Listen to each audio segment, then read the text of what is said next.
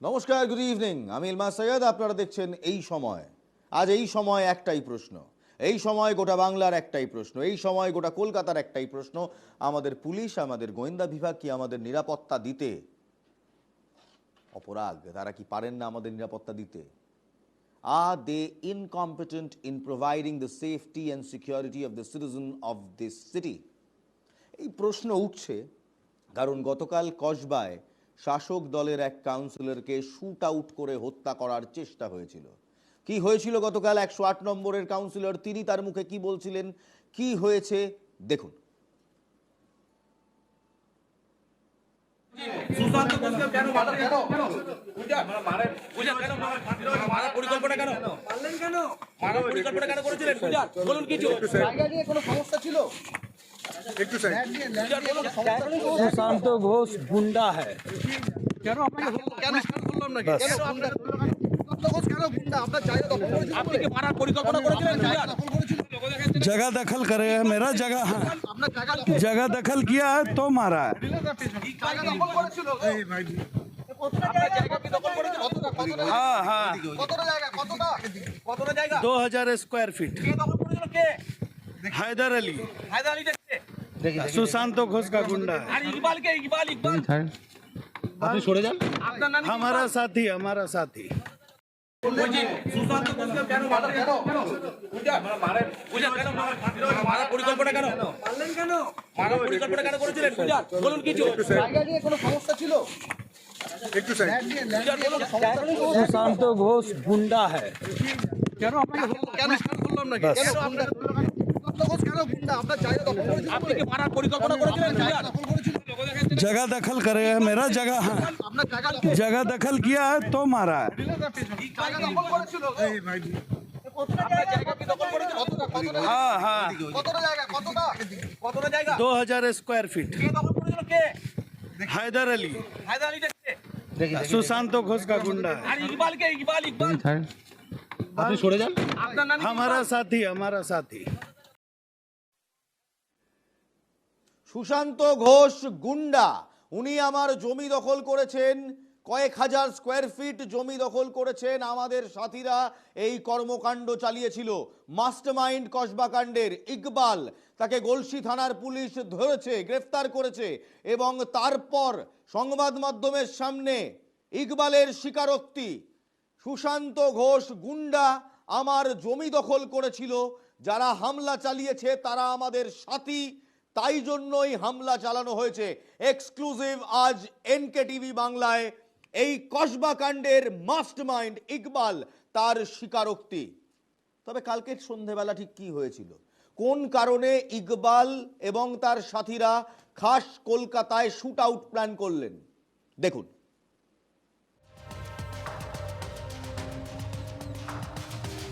খাস কলকাতায় শাসক কাউন্সিলরকে খুনের চেষ্টা। মাত্র 10,000 টাকার জন্য কলকাতা তৃণমূল কাউন্সিলর সুশান্ত ঘোষকে খুনের চেষ্টা করেছিল আততায়ীরা। জানি না ঘটনা তো আপনারা দেখেছেন, সবাই দেখেছেন, তবে যেটা ঘটেছে সেটা না হলেই ভালো হতো। এখনো আমরা দেখলাম আপনি বাড়ির সামনে ছিলেন, সেই জায়গা থেকে একেবারে আপনাকে টার্গেট করা হলো। কাদের এখনো অবধি মনে করছেন সন্দেহ? আমি বলতে পারবো না কারা করেছে, পুলিশ ইনভেস্টিগেশন করছে, নিশ্চিত করে বেরোবে। 108 নম্বর ওয়ার্ডে তৃণমূল কাউন্সিলরকে খুনের চেষ্টার অভিযোগে শুক্রবার রাতেই এক তরুণকে গ্রেপ্তার করে পুলিশ। ধৃতের নাম যুবরাজ সিংহ। ধৃত যুবরাজ বিহারের বৈশালীর বাসিন্দা। সুপারি নিয়ে দুই সঙ্গীর সঙ্গে বৃহস্পতিবার কলকাতায় আসে যুবরাজ। কলকাতার কাছে ধৃত জানিয়েছে তাদের 10,000 টাকা দেওয়া হবে বলে ডেকে আনা হয়।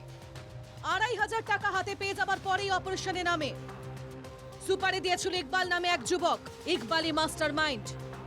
ইকবাল ওরফে আফরোজ খানকে গলসি থেকে গ্রেপ্তার করে পূর্ব বর্ধমানের পুলিশ। ঘটনার পর ইকবাল গলসিতে গা ঢাকা দিয়েছিল, সেখান থেকে বিহারে পালানোর ছক কষেছিল ইকবাল। ভর সন্ধ্যায় খাস কলকাতার বুকে শাসক দলের কাউন্সিলরকে শুট আউটের চেষ্টায় প্রশ্নের মুখে পুলিশের ভূমিকা। শনিবার সকালে এলাকা পরিদর্শনে যান কলকাতা পুলিশের কমিশনার মনোজ বর্মা। সাংবাদিকদের প্রশ্নের মুখে দাঁড়িয়ে শুধু বললেন তদন্ত চলছে। We are taking action. একজন যে ধরা পড়েছে, যে যার হাতে ওয়েপন ছিল, সে বৈশালীর একজন আছে, আমরা অ্যাড্রেস পেয়েছি। বাকি আরেকজন খুব রিসেন্টলি ধরা হয়েছে, ওর ডিটেলস আমি এই মুহূর্তে শেয়ার করছি না, পরে আমরা না, এইগুলো ইনভেস্টিগেশন হচ্ছে, পরে স্যার এদেরকে কি পুরো টাকা দিয়ে নিয়ে আসা হয়েছিল? This is all under investigation. এখন এই মুহূর্তে জনপ্রতিনিধিকে গুলি করা হচ্ছে, ইন্টেলিজেন্স ফেলিওর, আপনাদের কাছে কোনো তথ্য ছিল না? এইগুলো সব কিছু দেখা হচ্ছে। পুলিশ এবং গোয়েন্দা বিভাগের ভূমিকা নিয়ে প্রশ্ন তুলেছেন খোদ কলকাতার মেয়র ও শাসক দলের মন্ত্রী ফিরহাদ হাকিমও। Enough is enough. উত্তরপ্রদেশের কালচার, বিহারের কালচার, আহমেদাবাদের কালচার এখানে ঢুকতে দেওয়া হবে না। আমাদের মুখ্যমন্ত্রী মমতা বন্দ্যোপাধ্যায় বারবার বলেছেন পুলিশকে যে আর্মস উদ্ধার করো, ইন্টারস্টেট ক্রিমিনালদের আটকাও, তারপরেও হাঁ করে বসে থাকা যাবে না। পুলিশকে বলবো অ্যাক্ট নাও, অ্যাক্ট নাও। মুখ্যমন্ত্রী বলার পরে কেন আর্মস ঢুকছে, কি করে আর্মস ঢুকছে, ইন্টেলিজেন্স কোথায়, নেটওয়ার্ক কোথায়? যদিও পুলিশের ভূমিকা নিয়ে মেয়রের বক্তব্যের সঙ্গে সহমত নন deputy mayor Atin Ghosh. It and ইন্ডিভিজুয়ালকে পাহারা দেওয়া তো পুলিশের পক্ষে সম্ভব নয়, পুলিশ সেটা দিতেও পারে না। এই নিরাপত্তা তো দেওয়া সম্ভব না, শহরের প্রত্যেকটা মানুষের পেছনে নিরাপত্তা। কিন্তু কালকে যেভাবে ঘটনাটা ঘটেছে সেটা খুব একটা বাস্তবিচিত নয়, মানে ওটা ওই প্রত্যাশিত না যেরকম ঘটনা ঘটতে পারে, কিন্তু ঘটেছে এবং ঘটার জন্য আইন তৎপর আছে। ইতিমধ্যেই যারা এর সাথে যুক্ত তাদের 2-3 জন গ্রেপ্তার হয়েছেন। শহরের মহানাগরিক যদি পুলিশের ওপর আস্থা রাখতে না পারেন তাহলে এই পুলিশ রেখে লাভ কি? ফিরহাদের পাল্টা তোপ সুকান্ত মজুমদারের। শহরের মহানাগরিক যদি পুলিশের উপর আস্থা না রাখতে পারে তো সেই পুলিশ রেখে লাভ কি? এবার ধরুন উপর থেকে বাংলার হোম মিনিস্টার চাইছে আর পুলিশ করছে না, এটা যদি আমাদেরকে বিশ্বাস করতে বলে বাংলার মহানাগরিক, তাহলে তো সেই হোম মিনিস্টারের থাকা উচিত না নিজের পদে, তাকে সরে যাওয়া উচিত। আমি রাজ্যের পুলিশ মন্ত্রী, আমি বলছি আর পুলিশ শুনছে না, তো আত্মশ্লাঘা হওয়া উচিত, নিজের উপর ঘৃণা আসা উচিত যে আমি এই কাজের যোগ্য নই, আমাকে সরে যাওয়া উচিত। তো মহানাগরিক কি বলছে আমি বুঝতে পারছি না। এই বাংলায় মুখ্যমন্ত্রী আর খোকাবাবু ছাড়া কেউ তো নিরাপদ নয়। তৃণমূলের মধ্যেকার আজকে যে অন্তর্দ্বন্দ্ব, এগুলো তার বহিঃপ্রকাশ। তৃণমূলের মধ্যে অন্তর্দ্বন্দ্বের বহিঃপ্রকাশ হচ্ছে একটা জনপ্রতিনিধিকে, কাউন্সিলরকে তার বাড়ির সামনে আমরা দেখছি টিভিতে কিভাবে শুট করতে যাচ্ছে, গুলি করতে যাচ্ছে। কসবা কাণ্ডের তদন্তে নেমে পুলিশের মুখেই শোনা গিয়েছে বিহার যোগের কথা। আততায়ীদের বিহার থেকে সুপারি দিয়ে আনা হয়েছিল। পুলিশের তদন্তে জানা যাচ্ছে অস্ত্র এসেছিল সেই বিহার থেকেই। Bureau report, NKTV Bangla.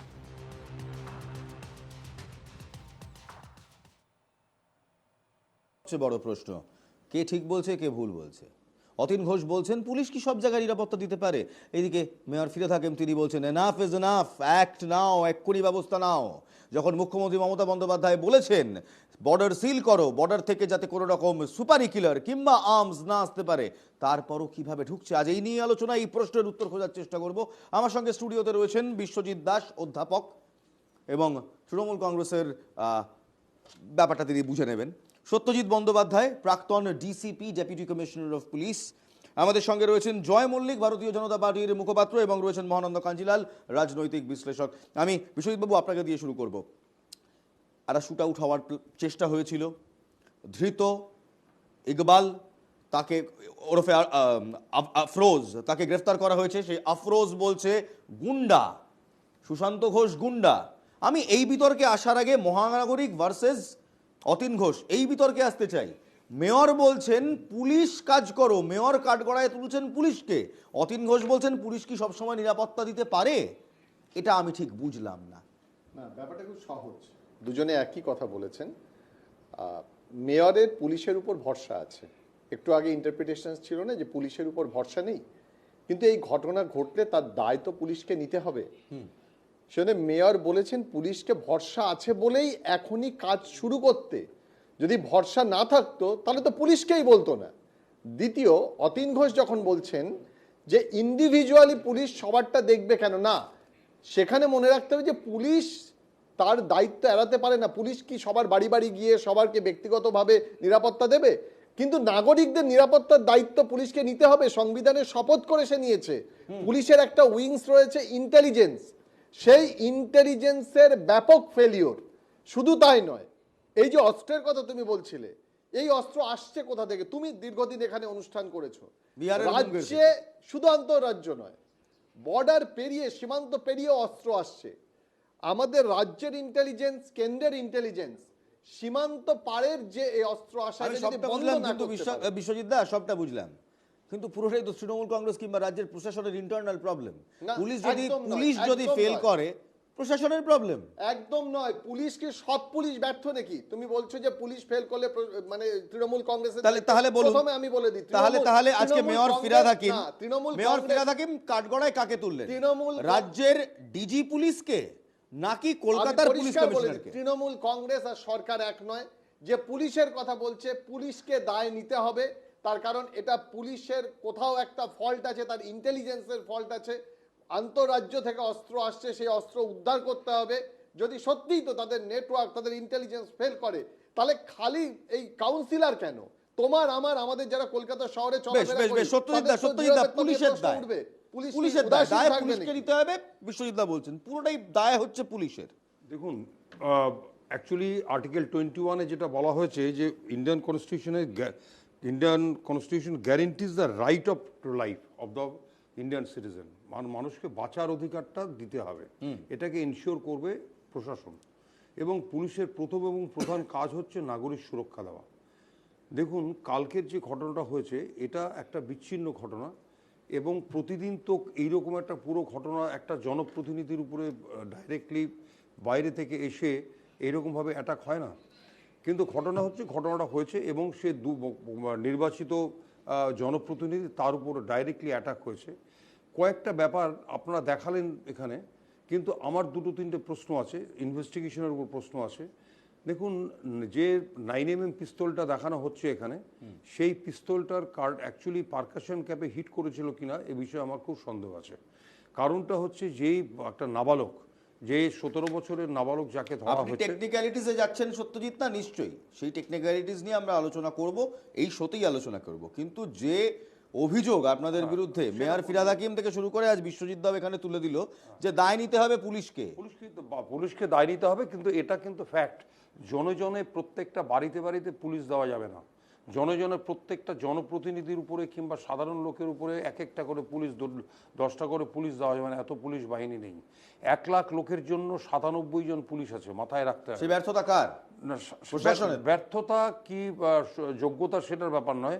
1 lakh লোকের জন্য 97 জন করে পুলিশ আছে, প্রত্যেকের জন্য পুলিশ দেওয়া যাবে না। কিন্তু আর্মস অ্যান্ড অ্যামুনিশন রিকভারির জন্য যেরকম আমাদের প্রশাসনিক, আমাদের যিনি ম্যাডাম সিএম, তিনি যেরকম বলেছেন ব্যক্তিগন্ধের পরে, আমাদের যিনি সাংবিধানিক প্রধান যে রাজ্যপাল, তিনিও একই কথা বলেছিলেন যে আর্মস অ্যান্ড অ্যামুনিশন ধরা হোক।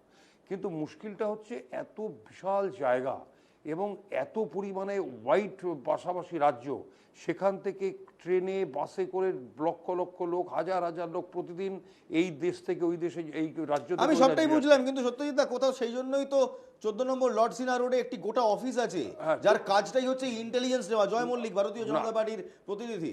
তাহলে পুলিশেরই যদি দায় হয়, যেমন বিশ্বজিৎ দা বললেন, পুলিশের দায় হলে তো বকলমে প্রশাসনেরই দায়। ওটা আমি একটু পরে আসবো। সকলকে একটু বুঝতে হবে যে এখানে কোথাও আমরা একটা অন্য জিনিস মিস করে যাচ্ছি। সেটা হচ্ছে একটা পাস্ট হিস্ট্রি আছে।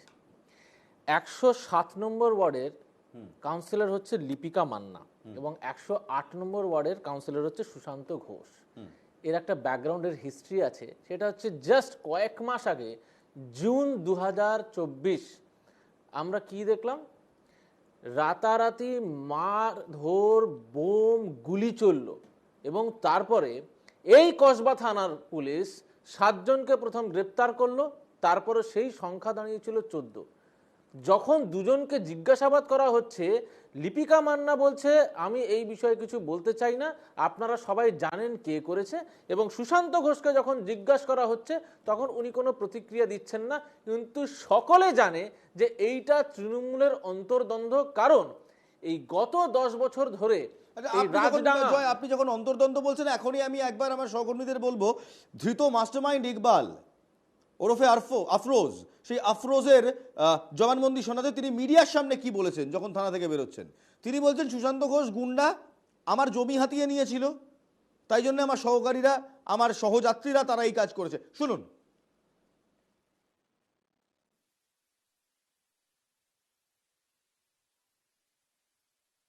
সুশান্ত ঘোষকে কেন মারলেন কেন? মারার পরিকল্পনা কেন? মারলেন কেন? মারার পরিকল্পনা কেন করেছিলেন? বলুন কিছু। জায়গা নিয়ে কোনো সমস্যা ছিল? একটু সাইড। सुशांत घोष गुंडा है। কেন আপনাকে কেন বললাম নাকি? কেন গুন্ডা? সুশান্ত ঘোষ কেন গুন্ডা? আপনার জায়গা দখল করেছিল। আপনি কি মারার পরিকল্পনা করেছিলেন? জায়গা দখল করেছিল। जगह दखल करे है, मेरा जगह है, আপনার জায়গা जगह दखल किया है तो मारा है। জায়গা দখল করেছিল। এই ভাই আপনার জায়গা কি দখল করেছিল? কতটা? हाँ हाँ, কতটা জায়গা? কতটা জায়গা? 2000 स्क्वायर फीट। কে দখল করেছিল? কে? हैदर अली, হায়দার আলী কে? सुशांत घोष का गुंडा है। আর ইকবাল কে? ইকবাল আপনি সরে যান। আপনার নাম কি? हमारा साथी। সুশান্ত ঘোষ কা গুন্ডা হায়দার আলী বলছেন গুলজারকে গুলজার সুপারিটা দিয়েছিল সুশান্ত ঘোষকে মারার জন্য, ইকবালকে। রাইট, এইবারে বলি, হি ইজ দ্য মেন গাই। এবারে বলি, এই জিনিস নিয়ে আপনি শুধু আপনার সাংবাদিকদের পাঠান রাজডাঙ্গা আর ইন্দু পার্ক আর কসবা এলাকায়, ওইখানে এই গত 10 বছর ধরে দুটো কাউন্সিলরের মধ্যে কিভাবে যাদের টিম নিয়ে মারপিট হয়, আপনারা হিস্ট্রি বের করলে আপনাদের 4-4টে বুলেটিন শেষ হয়ে যাবে, 4-4টে প্রোগ্রাম কমপ্লিট হয়ে যাবে, শুধুমাত্র লিস্ট করে যদি দেখাতে থাকেন। এরপরে আসছি, আজকে এই ঘটনাটা যে ঘটলো, আপনি কি করে গ্যারান্টি দিতে পারেন যে উপর থেকে বার্তা দেওয়া হয়নি যে ভাই ওকে বলো এইটা মিডিয়ার সামনে বলতে, যাতে তৃণমূলের অন্তর্দ্বন্দ্বটা সামনে না আসে? তো সাংঘাতিক অভিযোগ করছেন বিশ্বজিৎ দা। অ্যাবসলিউটলি তাই, সাংঘাতিক অভিযোগ, এটা পুরোপুরি ম্যানিপুলেটেড, এটা হতে পারে না। এটা একজন রাজনৈতিক সচেতন বা রাজনৈতিক দর্শন থেকে সে বলতেই পারে, কিন্তু রাজনৈতিক দলগুলোর ভিতরে অন্তর্দ্বন্দ্ব নেই এমন রাজনৈতিক দল আমি অন্তত দেখিনি, অন্যরা দেখলে দেখতে পারে। তবে তাই বলে অন্তর্দ্বন্দ্ব থাকলে বেআইনি অস্ত্র নিয়ে তাকে খুন করার চেষ্টা করা, এটা কিভাবে জাস্টিফাইড? এই জাস্টিফাইড করে তাহলে আমি আসবো কেন? আমি শুনেছি, এবং যদি দখল করে, আমি বলছি জয়, যদি দখল করে তাহলে আমাদের রাজ্যে আইন নেই, দেশে আইন নেই, তাহলে সে আইনের দ্বারস্থ হতে হবে, তাহলে সে অস্ত্র নিয়ে অ্যাটাক করতে যাবে নাকি? এটা কোনোদিন জাস্টিফাইড হয় না। বিষয়টা যেটা বলছে সেটা হচ্ছে যে আইন আছে, তাহলে যে ব্যক্তি, আমার যদি কেউ জমি নিয়ে নেয়, সেটা যে কোনো রাজনৈতিক দলের হতে পারে, যে দখল করে নিয়েছে, তার মানে আমার এটা রাইট চলে আসলো যে আমি মহানন্দা কাজিলালকে একটু নিয়ে আসবো। মহানন্দাদি, দেখুন, জমি দখলের বিবাদ হতেই পারে, এই জমি দখলের বিবাদ আজকের নয়, ভোটের আগে আমরা শুনেছিলাম এই গোটা ব্যাপারটা শেখ শাহজাহানের বিরুদ্ধে সন্দেশখালিতে অভিযোগ ছিল। কিন্তু কেউ জমি দখল করে নিয়েছে বলে বিহার থেকে সুপারি কিলার ভাড়া করে এনে সুপারি দিয়ে মাত্র 10,000 টাকায় খোদ কলকাতার মতো একটি জায়গায় শুটা উঠাবে। দেখো, পশ্চিমবঙ্গ রাজ্যটা বিহার, ইউপি, মধ্যপ্রদেশ হয়ে যাবে, এটা আমরা স্বপ্নেও চিন্তা করতে পারি না। কিন্তু এমন এমন ঘটনা ঘটছে যেটাতে সাধারণ নাগরিক হিসেবে আমরা কিন্তু ভীত সন্ত্রস্ত। ধরা যাক দুটো গুন্ডা বাহিনী, তাদের মধ্যে মারপিট হচ্ছে, পাশ দিয়ে তো একজন সাধারণ নাগরিক হেঁটে যাচ্ছে, যখন তখন রাস্তায় গুলি চলছে, তাতে তো সেও আহত হতে পারে, নিহত হতে পারে। আমরা সত্যিই শঙ্কিত। কলকাতাকে সেফেস্ট সিটি ডিক্লেয়ার করার পরেও যদি খোদ কলকাতার বুকে এইরকমভাবে গুলি চলে এবং যে কেউ মারা যেতে পারে, আহত হতে পারে, নিহত হতে পারে, এটা কিন্তু চিন্তার ব্যাপার। একেবারে আমি এই পয়েন্টে একবার বিশ্বজিৎদার কাছে আসবো। সেফেস্ট সিটি ডিক্লেয়ার করার পর, public representative safest city declare করার পর যদি শাসক দলের কাউন্সিলরই সেফ না থাকে নিজের সিটিতে, তাহলে আপনি নিরাপত্তা কি দেবেন বাকি? দেখো ইলমাজ, তার মানে এটাকে আমরা বলতে পারি কলকাতা শহরে আর সন্ধ্যা হলে বেরোনো যাবে না? কলকাতা শহরের আমি জানি না, আমি আতঙ্কিত। না না, আপনি জানেন 10,000 টাকায়, না না আমি জানি না। কলকাতা শহরে সাংবাদিক হিসেবে আমি রীতিমতো আতঙ্কিত, আম জনতা হিসেবেও আমি আতঙ্কিত। সাংবাদিক হিসেবে নিশ্চয়ই আমার কোনো শত্রু থাকতে পারে, কারো হয়তো আমার কথাবার্তা ভালো না লাগতে পারে। সে 10,000 টাকা দিয়ে বিহার থেকে সুপারি দিয়ে যদি সুপারি কিলার আনে এবং তার যদি দৌরাত্ম্য হয় কলকাতায় এবং পুলিশ যদি সেই ইন্টেলিজেন্স না রাখতে পারে, আমি তো আতঙ্কিত। রাস্তাঘাটে মারা পড়বো, যে কোনো মানুষ মারা পড়বে। আপনার আতঙ্ক হতেই পারে, সেই আতঙ্কটা হচ্ছে এই পরিস্থিতির জন্য। কিন্তু এই পরিস্থিতিতে আমরা বারবার বলছিলাম যেটা একটা ইন্টেলিজেন্সের ফেলিওর। পুলিশের একটা ইন্টেলিজেন্স ডিপার্টমেন্ট আছে, তারা যত তাড়াতাড়ি এইটার তদন্ত করবে এবং সামনে কারা জড়িত আছে বলার চেষ্টা করছি এটাতে আতঙ্ক যে যখন পুলিশের ফেলিওর বলছেন আপনি, এখনো এরকম হয়নি। আপনি যখন পুলিশের ফেলিওর বলছেন, আপনি কিন্তু gang of বকলবে না wasseypuরের বললে কথা এটাই বলছেন, বলছেন অন্য যে এটা জায়গার কথা প্রশাসনিক বলছেন। ফেলিওর। কলকাতা এখনো সেই জায়গায় পৌঁছায়নি যে কলকাতায় বেরোতে গেলে বা কলকাতার নিরাপত্তা নিয়ে, হ্যাঁ যে ঘটনা ঘটেছে, একটা সত্যজিৎ দা বলছিলেন যে একটা বিচ্ছিন্ন ঘটনা দিয়ে কলকাতা শহর বা তার নিরাপত্তা যদি আমরা ব্যাখ্যা করি তাহলে ভুল করা হবে। সত্যি কি বিচ্ছিন্ন ঘটনা? বাইপাসের ধারে একটি পানশালার সামনে কয়েকজন ক্লাবের কিছু ছেলেপিলেদের সেই ভাঙচুরের ছবি কি আপনারা ভুলে গিয়েছেন? জাস্ট কয়েক মাস আগে এই বাইপাসে হয়েছিল। তারপর কসবায় শুট আউট, ইলেকশনের দিন অর্থাৎ 13ই নভেম্বর ভাটপাড়ায় শুট আউট, 10ই নভেম্বর শিয়ালদার বৈঠকখানা বাজার থেকে আর্মস উদ্ধার হচ্ছে, অস্ত্র ভান্ডার উদ্ধার করছে পুলিশ, বিহারের মুঙ্গের থেকে আসছে। যেখানে যেখানে সমস্যা সেখানে সেখানে একটি বিহার যোগ উঠে আসছে। বিহার থেকে হয় সুপারি কিলার আসছে, বিহার থেকে ইল্লিগাল আর্মস আসছে। আর আমাদের রাজ্যের পুলিশ কি করছে? আমাদের যে ইন্টারনাল বর্ডার বিহারের সাথে, সেই ইন্টারনাল বর্ডারে কি কোনো প্যাট্রোলিং হচ্ছে না, কোনো চেকিং হচ্ছে না? নাকি আমাদের পুলিশের গোয়েন্দা বিভাগ চূড়ান্তভাবে ব্যর্থ? কেন বারবার Bihar link? Take a hard look. 2000 square fit.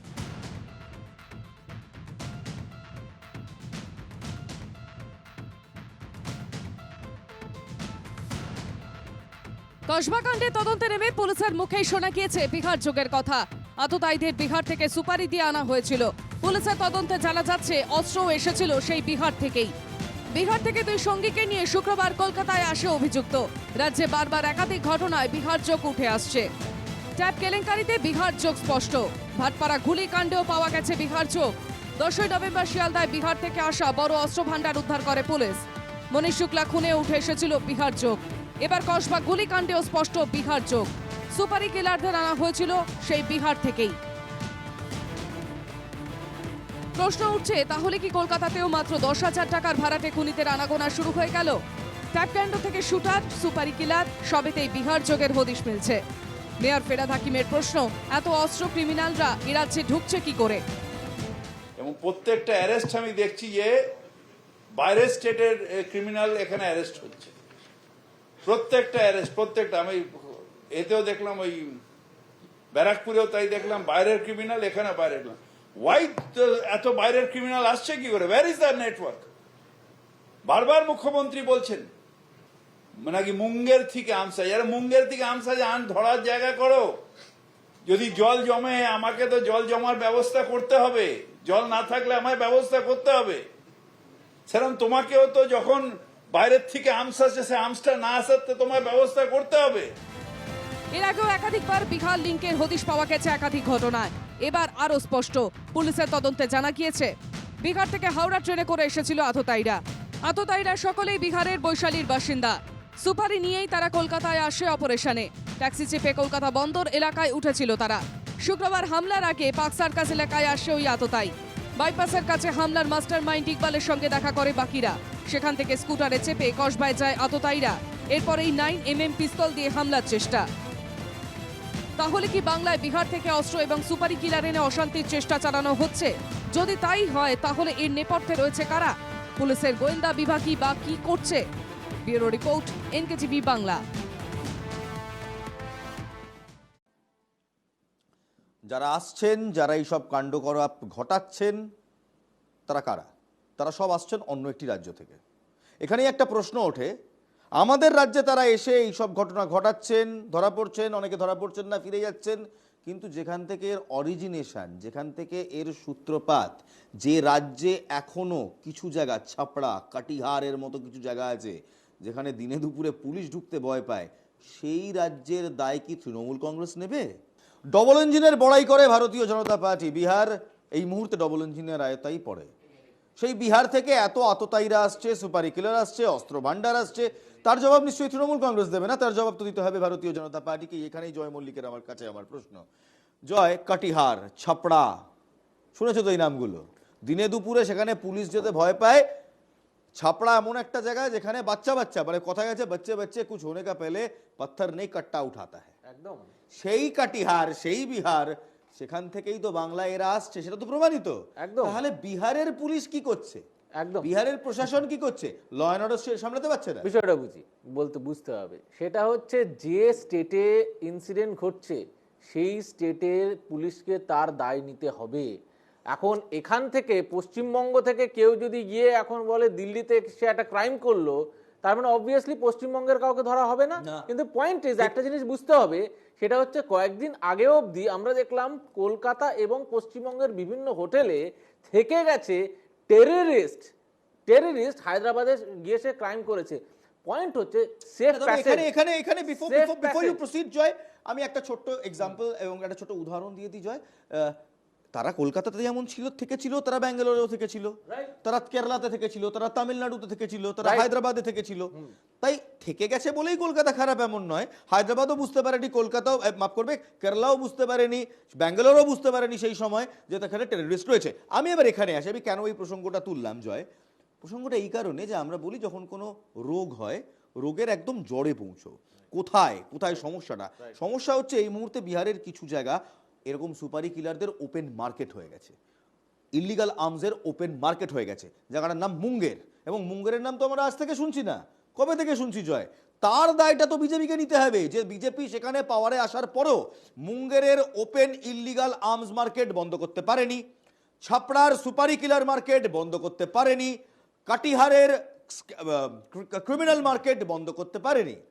ঠিক যেমন এই সরকার ভাটপাড়া বন্ধ করতে পারেনি। ঠিক তেমন এটাও মনে রাখতে হবে, সেটা হচ্ছে গত জুন 2024-এ এই থানা, এই কসবা থানার আন্ডারে এরকম একটা ঘটনা ঘটলো, গুলি চললো, বোমা পড়লো, এবং এই সুশান্ত ঘোষ এবং এই লিপিকা মান্নার নাম জড়ালো যে অন্তর্দ্বন্দ্ব। তখন যে 14 জনকে অ্যারেস্ট করা হয়েছিল, সেই অ্যারেস্টের আজ অব্দি কি ডেভেলপমেন্ট সেটা কসবা থানার পুলিশ বলতে পারবে।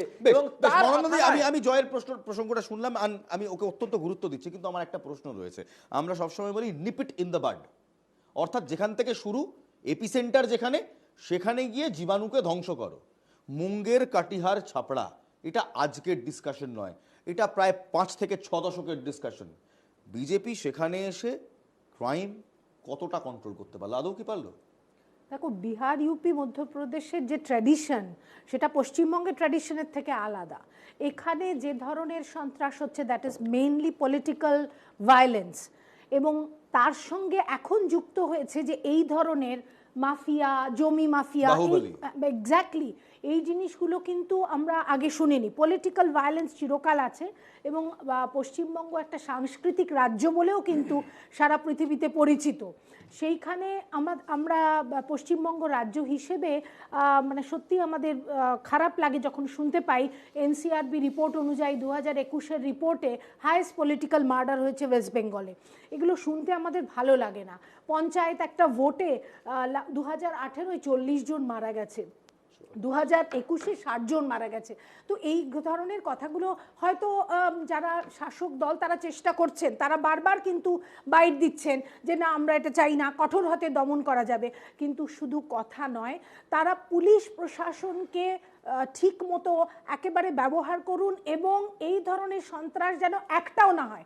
বিশ্বজিৎকে যেন বলতে না হয় যে বিচ্ছিন্ন ঘটনা হলেও একটা মানুষের প্রাণ যাবে, এবং তার শাসক দলের কাছ থেকে নিরাপত্তা পাওয়ার সাংবিধানিক অধিকার আছে। কাজেই এটা থেকে আটকাবার জন্য শাসক দল আরো কঠোর হোক, পুলিশ প্রশাসনকে একেবারে ছাড় দিক। কিন্তু আপনি এই পয়েন্টটা আমায় বলুন, একদম আপনি যেটা বলেছেন আমি আপনার সঙ্গে 100% সহমত, কিন্তু এটা বলুন ঠিক যেমন বাংলার পুলিশ প্রশাসনকে স্বচ্ছতা, নিরাপত্তার জন্য আরো বেশি সচেতন হতে হবে, আরো বেশি কাজ করতে হবে, বিহারের প্রশাসনকে এই আঁতুড় ঘরগুলো, এই কারখানাগুলো, এগুলোকে বন্ধ করার জন্য তো কাজ করতে হবে। না লালু প্রসাদ যাদব করেছেন, না ওখানে অন্য কেউ করেছেন, না ওখানে নীতিশ কুমার করেছেন, কেউই করেননি কিন্তু। দেখো বিহার নিয়ে তো আমরা আলোচনা করে কোনো লাভ নেই, কারণ ওটা আমাদের রাজ্য নয়, কিন্তু বিহারের কালচারটা যেন আমাদের এখানে না চলে আসে। তার মানে আমরা আপনি এটা মানছেন নিজের তো যে বিহারের রাজ্যটাকে কালচার সামলাবো। which is basically BJP's culture, which is basically Baahubali culture. বিজেপির কালচার এই জন্য বললাম কারণ বিজেপির ওখানে গভর্নমেন্ট আছে। এই লজিকটাই না, ভুল, এই BJP লজিকটাই ভুল। আসার তার আগেও কারণ ওটা করে- ছিল। না না, এই BJP লজিকটাই আসার ভুল। আগেও ছিল। মার্কেটে ওপেন সিগারেট বিক্রি হচ্ছে, আমার ঘরের ছেলেটা সে সিগারেট কিনে খাচ্ছে, এবার বলবেন তাহলে সরকার কোনো বিক্রি করতে না, দিচ্ছে? ব্যাপারটা আপনি তো এই হচ্ছে প্রশ্ন তুলবেন। আরে, সিগারেট আর বন্দুকের মধ্যে জয় পার্থক্য আছে। না, হু ইজ সিগারেট আর বন্দুকের মধ্যে পার্থক্য আছে। আজকের ঘটনায় এই যে বলছে যে সুপারি দিয়েছিল, কে সুপারি দিয়েছিল এখনো জানা গেছে? হ্যাঁ, গুলজার কে সুপারি দিয়েছিল এর পিছনে আরো একটা লিংক আমি গুলজার দেখালাম, এই দেখুন চলছে, এই যে মুখ ঢাকা। এর পিছনে 100% there is a political connect. এবং but how are you saying that? আপনি যখন এটা বলছেন আপনাকে তো কোনো ফ্যাক্টস দিতে হবে। এই বিষয়টা যে সুপারি দিয়েছে সে বলছে সুশান্ত ঘোষ গুন্ডা আমার জমি হাতিয়েছিল, যেটা একটা আলাদা ডিসকাশন হতেই পারে একেবারে।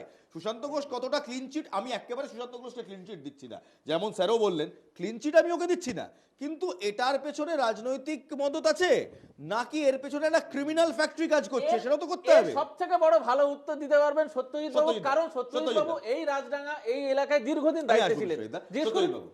একটু আনইন্টারপ্রেট বলতে দেবেন। প্রথম কথা হচ্ছে যেটা আপনারা এখানে আলোচনা করছেন না, যে ওখানে ওপেন মার্কেট, মুঙ্গেরে ওপেন মার্কেট, এখানে ওপেন মার্কেট, আমার ডোন্ট মাইন্ড, আমি কাউকে ছোট বড় করছি না। আপনারা কেউ মুঙ্গেরে গেছেন? আমি গেছি স্যার, আমি মুঙ্গেরে সিজ করতে গেছি, আমি ডোর টু ডোর ওখানে সিজার লিস্টে। For your information sir, Munger Chhapra দুটো জায়গাতেই গেছি, আমি বলছি আপনাকে নীতিশ কুমার কিভাবে তৈরি হয় এবং কিভাবে ইউজ হয়, কিভাবে ট্রান্সপোর্ট হয় পুরোটাই দেখেছি। কোনো পলিটিক্যাল পার্টির মধ্যে যাচ্ছি না, দুটো কথা বলি শুধু।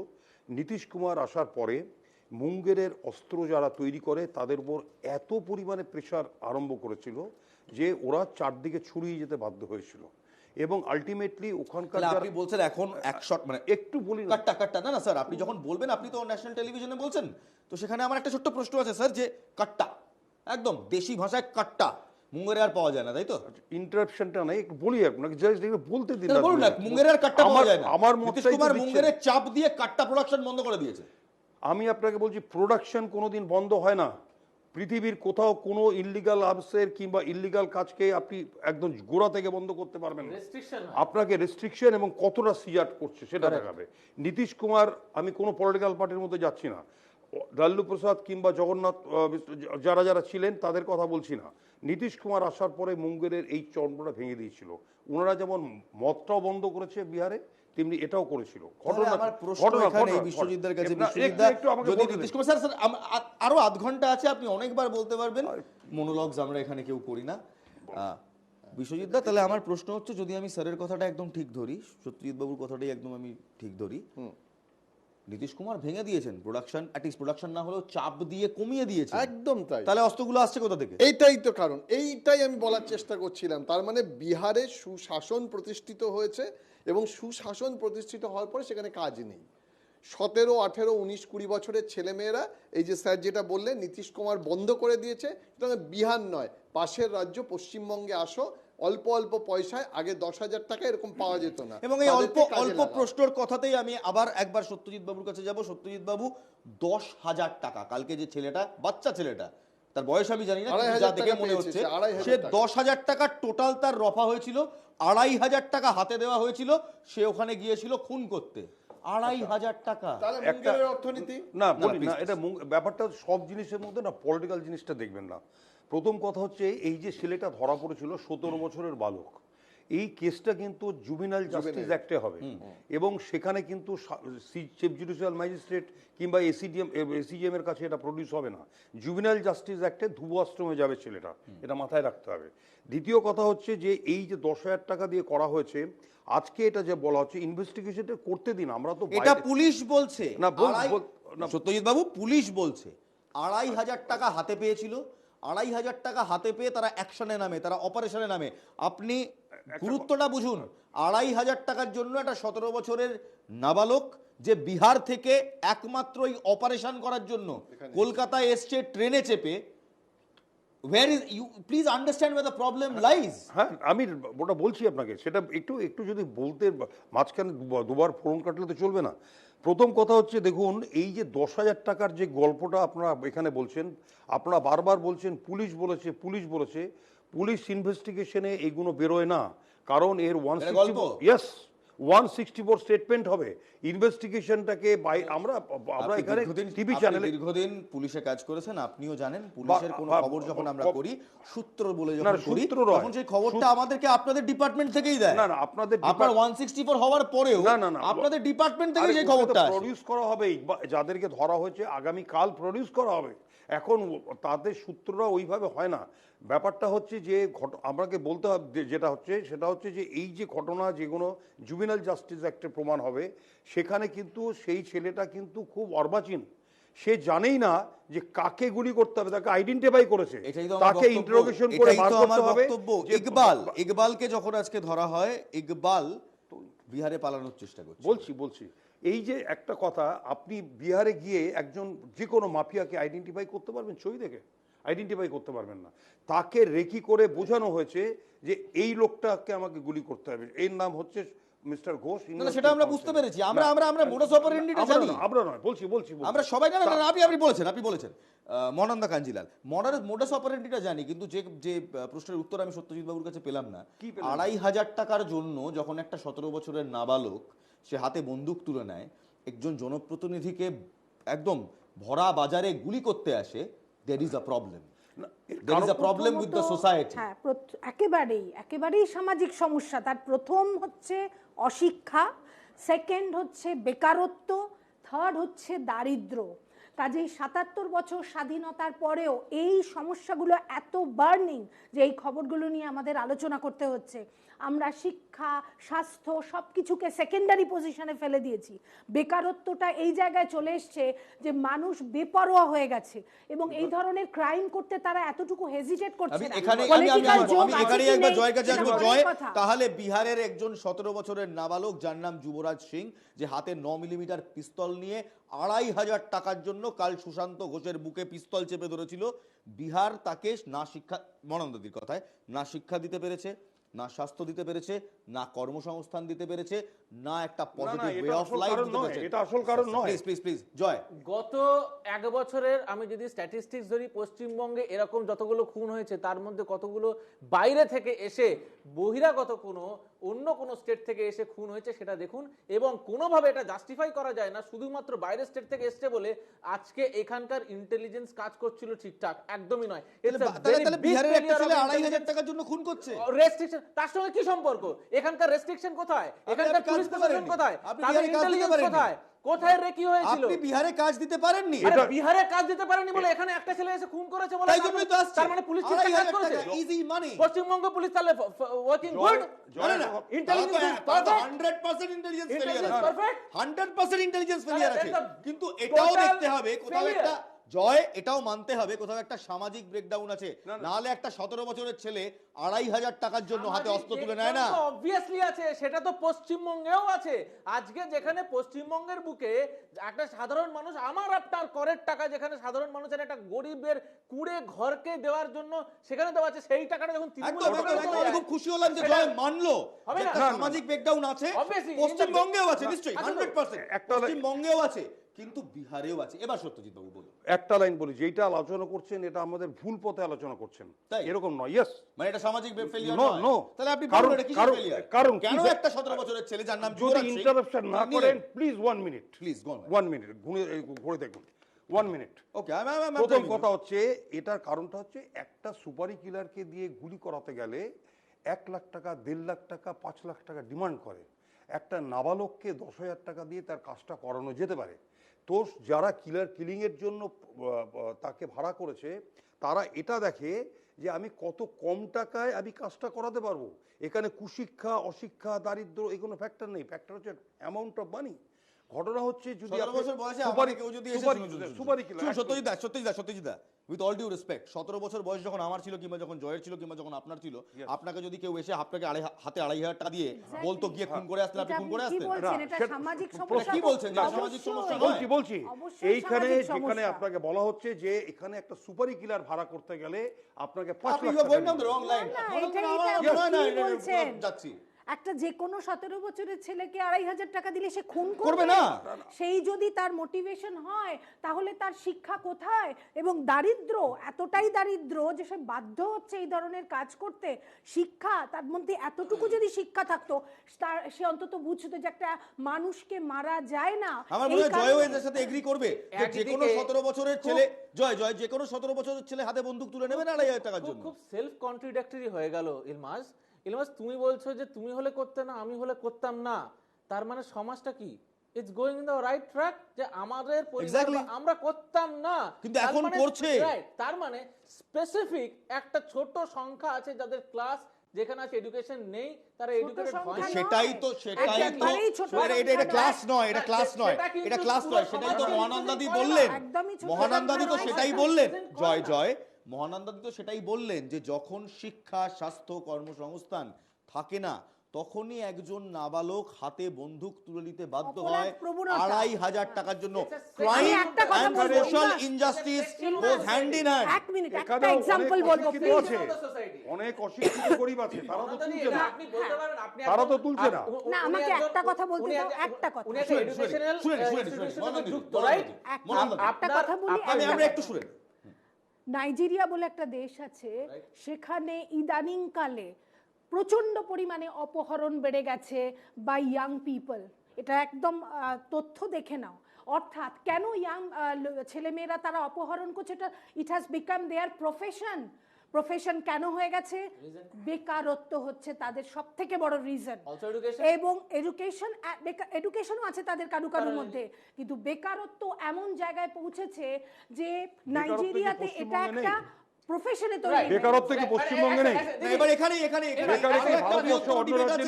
আর একটা বৃহত্তর ডিবেট আছে, দ্যাট ইজ পলিটিক্যাল ডিবেট। আমরা সুপারি কিলারের দিকে দেখছি, সুপারি কিলারের সোসাইটিগত ড্যামেজের দিকে দেখছি, সবটাই দেখছি, কিন্তু এর পেছনে রাজনীতিটা কি আমরা দেখছি? যে গোষ্ঠীদ্বন্দ্বের কথা বিজেপি বলছে সেটা কি একেবারে উড়িয়ে দেওয়া যায়? কারণ লিপিকা দেবীর সঙ্গে সুশান্ত বাবুর যে দ্বন্দ্ব রয়েছে তা তো বহু পুরাতন, তা তো সবাই দেখতে পাচ্ছে। এবং তৃণমূল কংগ্রেসের মধ্যে যে গোষ্ঠীদ্বন্দ্ব রয়েছে এবং তার জন্য যে খুন বোমাবাজি হয় সেটাও আমরা দেখেছি। জয়নগরের খুনের কথা ভুলে যাবেন না। তাই পলিটিক্যাল ডেভেলপমেন্ট কি হলো, এ কাকে কি বললো, সে তাকে কি বললো, তৃণমূল বিজেপি কোন সুরে সরগরম করলো, টেক এ লুক।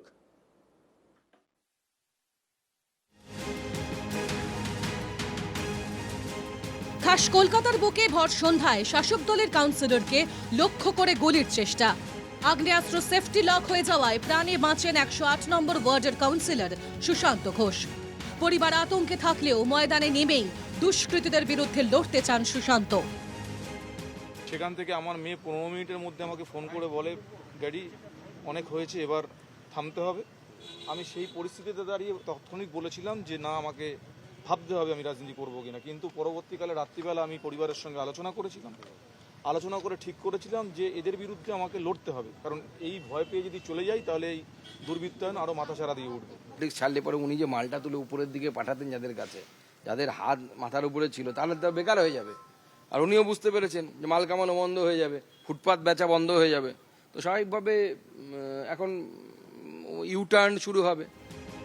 তৃণমূল কাউন্সিলরের উপর হামলার চেষ্টা কি দলেরই কোন দলে? প্রশ্ন উঠছে, কারণ 21শে জুলাইয়ের আগে গীতাঞ্জলি স্টেডিয়ামে 107 নম্বর ওয়ার্ডের তৃণমূল কাউন্সিলর লিপিকা মান্নার সঙ্গে বাদানুবাদ হাতাহাতি হয় সুশান্ত ঘোষের অনুগামীদের। সুশান্ত ঘোষের বিরুদ্ধে তোপ দাগেন লিপিকা মান্না। এরপরই নাকি সুশান্ত ঘোষকে 107 নম্বর ওয়ার্ডে রাজনৈতিক কার্যকলাপে হস্তক্ষেপ করতে বারণ করেন দেবাশিস কুমার। যদিও সুশান্ত ঘোষের দাবি মানতে নারাজ দেবাশিস কুমার। বেচার কথা তো বলেননি, কানিং বা বেচবেন। আর এর প্রতিক্রিয়া আপনাদের আমি দেবো না। যদি উনি বলেছেন আমি শুনিনি, আপনাদের কথার উপর দাঁড়িয়ে প্রতিক্রিয়া হবে না।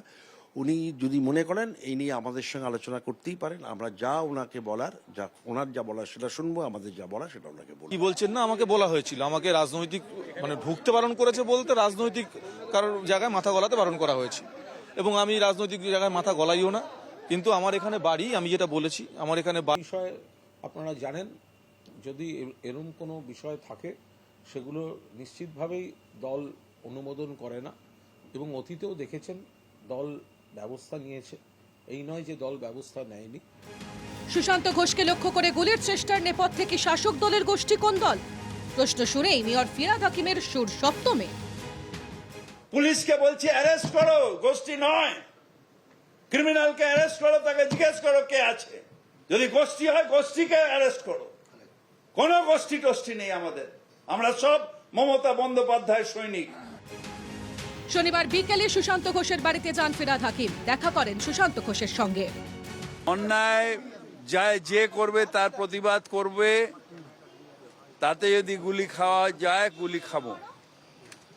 কোনো অন্যায়ের সমর্থন আমাদের দলের ছেলেরা করবে না, সুশান্ত করবে না, আমরা করব না। বলছিলেন মুখ্যমন্ত্রী ফোন করেছিলেন, কথা না, সে তো কি কথা হয়েছে সেটা বলা যাবে না। উনি ফোন করেছিলেন, উনি পাশে আছেন।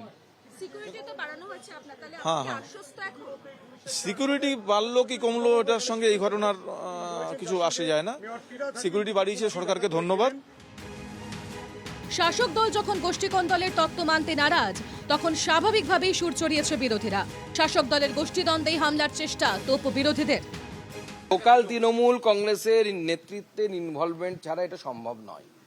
লোকাল কোনো না কোনো তৃণমূল কংগ্রেস ইনভলভমেন্ট, যাদের এই টাকা ভাগাভাগি নিয়ে ঝামেলা, ফুটপাত বেচে দিচ্ছে সুশান্ত, সেই ফুটপাত বেচার ভাগ যারা পায়নি তারা গুলি চালানোর ব্যবস্থা। এ বাংলায় মুখ্যমন্ত্রী আর খোকাবাবু ছাড়া কেউ তো নিরাপদ নয়। তৃণমূলের মধ্যে অন্তর্দ্বন্দ্বের বহিঃপ্রকাশ হচ্ছে একটা জনপ্রতিনিধিকে, কাউন্সিলরকে তার বাড়ির সামনে আমরা দেখছি টিভিতে কিভাবে শুট করতে যাচ্ছে, গুলি করতে যাচ্ছে। এইরকম একটা আক্রমণ কলকাতায়, এবং সুশান্ত কথাতেই বুঝতে পারছেন নানান ইঙ্গিত তার কথার মধ্যে আছে। আমি কোনো ইঙ্গিত দেওয়ার পক্ষপাতী নই, কিন্তু কোথায় যাচ্ছে সবাই মনে করছে যে যা খুশি করা যায়, এটা চাইতে খারাপ কিছু হয় না। বিরোধীরা যখন একযোগে সুর চড়িয়েছে, তখন পাল্টা তোপ কলকাতার ডেপুটি মেয়রের। বিরোধীদের তো কোনো কাজ নেই, বিরোধীরা সারাক্ষণ সমস্ত ঘটনারই ইতিবাচক ব্যাখ্যা করবে না, তারা নেতিবাচক ব্যাখ্যা করবে, কারণ তাদের রাজনৈতিক স্বার্থ সিদ্ধি করার জন্য এই কথাগুলোকে ব্যবহার করতে হয়। যে কোনো হিংসার ঘটনার নিন্দা করাটাই যে প্রথম যে কোনো শুভবুদ্ধি সম্পন্ন মানুষের দায়িত্ব। Bureau report, NKTV Bangla. Biswajit da, গোষ্ঠীকোন্দল যদি নাই থাকে তাহলে মেয়র ফিরহাদ হাকিম হঠাৎ এত রেগে যাচ্ছেন কেন? পুলিশের দিকে তোপ দাগছেন কেন? দেখুন, একজন প্রশাসনিক প্রধান, মানে তিনি কলকাতার মেয়র, তাই জন্য তাকে প্রশাসনিক প্রধান বললাম। একজন প্রশাসনিক প্রধান তখনই প্রশাসনকে ব্লেম করেন যখন তার কাছে আর অন্য কোনো উপায় নেই রাজনৈতিকভাবে। না হলে কেন মেয়র নিজের শহরের পুলিশকে বলবে যে দে আর ইনকম্পিটেন্ট? এখানেই তো আমাদের সমস্যা হচ্ছে। লিপিকা দেবীর সাথে সুশান্ত ঘোষের ঝামেলার কথা নতুন নয়। সুশান্ত বাবুর বিরুদ্ধে বিভিন্ন জমি থেকে শুরু করে প্রমোটিংয়ের দ্বন্দ্ব থেকে শুরু করে একাধিক অভিযোগ রয়েছে, দলে দলে কোন্দলের অভিযোগ রয়েছে। তা যেখানে ধোঁয়া আছে সেখানে কিছুটা হলেও তো আগুন থাকে না। অনেক সময় ভুল ভাবা যায় যে ধোঁয়াকে ধোঁয়া না হলেও দূর থেকে ধোঁয়া মনে হয়। এখানে বিষয়টা এরকম মিরাজ, যে আপনি যে কথা বলছেন গোষ্ঠীদ্বন্দ্ব, পৃথিবীর কোনো রাজনৈতিক দল আমি দেখিনি, আপনি বলবেন আমাকে যে আছে কিনা যাদের গোষ্ঠীদ্বন্দ্ব নেই বা যাদের মধ্যে বিরোধ নেই। এটা গণতন্ত্রে বা রাজনীতিতে কাম্য। কিন্তু এই যে বিরোধের জন্যে বা গোষ্ঠীদ্বন্দ্বের জন্যে অন্যজনকে গিয়ে সুপারি কিলার দিয়ে মারতে হবে, এ তত্ত্ব কিন্তু বিরোধীদের। কারণ বিরোধীদের কাছে ইস্যু নেই, বিরোধীরা তো গঠনমূলক সমালোচনা করে না। সবাই বলছেন, আপনি আলোচনা করছিলেন অস্ত্র নেই, অস্ত্র আসছে, ইন্টেলিজেন্সের ফেলিওর, পুলিশের ফেলিওর, সেটা বাদ দিয়ে এখন চলে গেল রাজনীতিতে। যাবো তো, কারণ জয়, প্লিজ লেট মি ক্ল্যারিফাই। না, নিশ্চয়ই যাবো আমরা রাজনীতিতে, কারণ ঘটনার পর ক্রিমিনালদের কোনো গোষ্ঠী হয় না, ক্রিমিনাল। স্যার, আপনার কথায় তো আপনাদের এককালীন সাংসদ, আপনাদের এককালীন অত্যন্ত ভালো মানুষ যে এখন বিজেপিতে আছে, তাকেও তিনি তো অ্যাকচুয়ালি ক্রিমিনাল। তিনি ক্রিমিনাল। আমি আর নামটা বললাম না। আমি তিনি এবছর টিকিট পাননি, আপনারা টিকিট দেননি, বিজেপিও টিকিট দেননি। আমি জানি জয় অস্বস্তিকর, আমি জানি, কিন্তু আমার একটা প্রশ্ন রাজনৈতিক ভাবে আমি 100% এবং বাইরে থেকে অস্ত্র আসছে, এগুলো বন্ধ না করতে পারলে আপনারা গোষ্ঠীদ্বন্দ্ব দেখবেন। গোষ্ঠীদ্বন্দ্ব ছাড়া আপনাদের কোনো এক্সপ্লেনেশন নেই। আমার বক্তব্য, লিপিকা দেবীর সাথে সুশান্ত ঘোষের সমস্যাটা কি ভুয়ো, মিডিয়া ম্যানুফ্যাকচার্ড নয় তো? আপনি কি এটা বলতে পারেন সেই সমস্যার জন্য এখানে গিয়ে 7 শুটার এনে তাকে শুট করা হয়েছে? 100% জানি না সিদ্ধান্ত। 100% আপনি এখানে বসে আছেন, পুলিশের কাছে যান, আপনি তদন্তে সহযোগিতা করুন। জয় এখানে বসে আছেন কেন? আপনার যদি এই তথ্য থাকে তাহলে আপনি পুলিশের কাছে গিয়ে সেই তথ্য দিন। আমি এই শোয়ে প্রথমেই বলেছিলাম যে যে ঘটনাটা আজকে আমাদের সামনে উঠে আসছে তার একটা প্রিভিয়াস হিস্ট্রি আছে। জুন 2024-এ এরকমই ঘটনা ঘটেছে, ফেলে মারছে কাউন্সিলরকে, গুলি চলছে, বোমা চলছে, তারপরে 7 জন অ্যারেস্ট হলো। শেষ করতে দেখেছি জয়, কিন্তু শুনতে তার হবে, সঙ্গে আপনি একে মেলালেন কি করে? শুনতে হবে, পুরোটা আপনি তো একাধিকবার আপনি বললেন জানেন এটা। না, জেনে নিন। প্রথম, সুশান্ত ঘোষ প্রকাশ্যে এসে বলছে যে এইটা হচ্ছে লিপিকা দেবীর গুন্ডা বাহিনী করেছে। লিপিকা দেবী প্রকাশ্যে এসে বলছে এটা সুশান্ত ঘোষের গুন্ডা বাহিনী করেছে। দুজনের যখন সমস্যা প্রকাশ্যে আসলো তখন সিনিয়র লিডাররা সামনে আসলো। ঠিক যেরকম ইলমাজ একটু আগে কুণাল ঘোষের বাইট দেখালেন, কুণাল ঘোষ নিজে বলছে আমরা সমস্যাটা নিয়ে বিষয়টা জানি, আমাদের কাছে এসছে, আমরা এটা সমাধান করব, এই নিয়ে চিন্তা করার দরকার নেই। কেন কুণাল ঘোষকে বলতে হচ্ছে? কেন কুণাল ঘোষকে বলতে হচ্ছে? বলেছে যদি এরকম কিছু থাকে তাহলে আলোচনা করে দেখা হবে দলের মধ্যে। পলিটিক্যাল সমস্যা ছাড়া এটা কি সম্ভব? দেখুন, আমি ওখানে যখন 1 সেপ্টেম্বর 2011-তে অ্যাডেড এরিয়া নেওয়া হলো, তখন আমি কসবা, গড়ফা, পূর্ব যাদব, পৌরসভা পুরো জোনটার চার্জে ছিলাম। অ্যাকচুয়ালি তখন এইরকম সমস্যাটা ছিল না, যেই সমস্যাটা এখন দেখা দিয়েছে। কিন্তু এটা বাস্তব সমস্যা যে 108 এবং 107-এর যে পলিটিক্যাল দ্বন্দ্বটা চলছে, এটা কিন্তু বাইরের কেন সাধারণ লোকরাও জানে, বিষয় কেউ মনে করবেন না, সত্যি কথাটাই বলছি। সবার এই দুজনের মধ্যে এটা কিন্তু সবাই জানে যে প্রচণ্ড পরিমাণে দ্বন্দ্ব রয়েছে। দ্বন্দ্বের উৎস একটাই, সেই উৎসটা আমি আর যেটা জয় বলছি না। আমি আরেকটু ন্যারো ডাউন করব।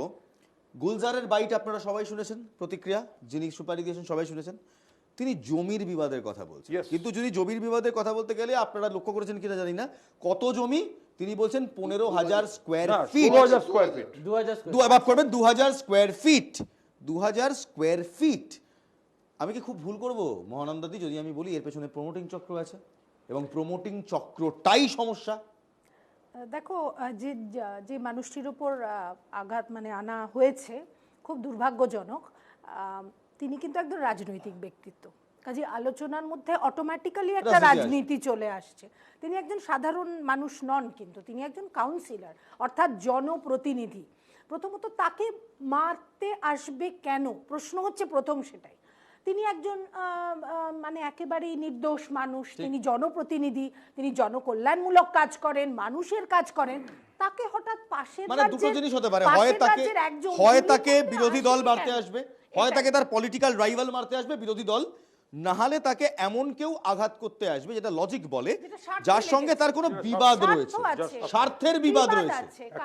এবং স্বার্থের বিবাদে যখন জমি উঠে আসছে মহানন্দাদি, তখন প্রমোটিং ওই 107, 108-এ ঢালাও প্রমোটিং তার কথা উঠে আসে। যে এই পলিটিক্সের সঙ্গে জমি বিবাদ, প্রমোটিং, এইগুলো যোগসূত্রগুলো চলে আসছে, এটা হচ্ছে সবথেকে দুর্ভাগ্যজনক ব্যাপার। রাজনীতি তো একটা আলাদা বিষয়, প্রমোটিং সেটা তো একটা আলাদা বিষয়, সেটা একটা ব্যবসা। তার মানে কি রাজনীতির সঙ্গে ব্যবসা মানবেন তো যে এর সঙ্গে কোথাও একটা স্বার্থ জড়িয়ে আছে? গুলজারের বক্তব্য যদি আমি ধরি, 2000 স্কোয়ার ফিটের বক্তব্যটাই যদি আমি ধরি, প্রমোটিং এর একটা বড় চক্র এর পেছনে থাকতে পারে। ইলমাজ, আপনি যেটা বলছেন সেটা তদন্ত করে দেখা হবে কি, এবং মহানন্দাদি যেটা বলছেন সেটা তো সত্যি। রাজনীতি মানে এটা নয়, এটা আমরা রাজনীতিকে অপব্যাখ্যা করছি। এখানে ক্ষমতা নিয়ে যে দ্বন্দ্বের কথা বলা হচ্ছে, সেই দ্বন্দ্ব যদি থাকে দলের মধ্যে, তাহলে দল সেটা দেখবে, বিচার করবে। কিন্তু তার কারণে সুপারি কিলার এনে মার্ডার করতে হবে, আমি এই তত্ত্বের বিরোধিতা করছি। বেশ, আজ আমার সময় একেবারেই শেষ, আমার আর সত্যি আজ আর হাতে সময় নেই। তবে গতকাল যা কসবায় হলো এবং তারপর একের পর এক যা আমাদের তথ্য সামনে আসছে, তাতে একটা প্রশ্ন উঠে আসছে, এই সময়ের সবচেয়ে গুরুত্বপূর্ণ প্রশ্ন, এই সময়ের সবচেয়ে বড় প্রশ্ন। আমরা যারা কলকাতায় থাকি, আমরা যারা এই শহরে বাস করি, আমরা এই 10,000 টাকা, 2,500 টাকার সুপারি কিলারদের দিয়ে রাস্তাঘাটে, কসবার মতো দক্ষিণ কলকাতার একটি জনবহুল রাস্তায় শুট আউট দেখতে অভ্যস্ত নই। আমরা কি তাহলে এবার অভ্যস্ত হব? আমাদের প্রাণের শহর কলকাতায় কি তাহলে এবার দিনে দুপুরে ভর সন্ধ্যায় শুট আউট হবে আর পুলিশ দাঁড়িয়ে দাঁড়িয়ে দেখবে? এর পেছনে যে রাজনীতি রয়েছে, সেই রাজনীতিটা কি আমাদের রাজনৈতিক নেতারা অ্যাড্রেস করবেন? নাকি বাংলাও ঠিক যেমন মেয়র বলেছিলেন, এবং এই প্যানেলেও অনেক প্যানেলিস্ট বলল, বাংলাতেও বাহুবলী সংস্কৃতি, বাহুবলী রাজনীতি আস্তে আস্তে ঢুকে যাবে? বড় প্রশ্ন এই সময়, ভেবে দেখবেন। এখানেই শেষ করছি। জয় হিন্দ।